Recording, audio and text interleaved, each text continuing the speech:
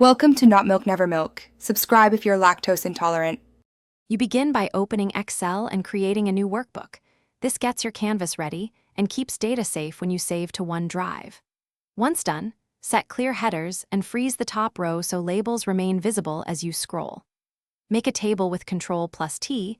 This turns raw cells into a dynamic object, which simplifies formulas and filtering. Make sure to apply number formats like currency or % early to avoid later conversion errors.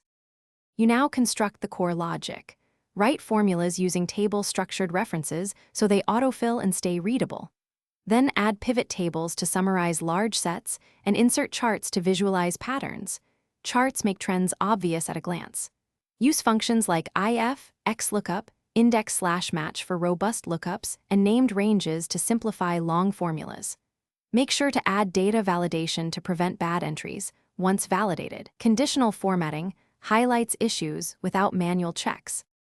You finish by auditing formulas and cleaning errors. Use Evaluate Formula and trace precedents to find broken links and wrong cell references.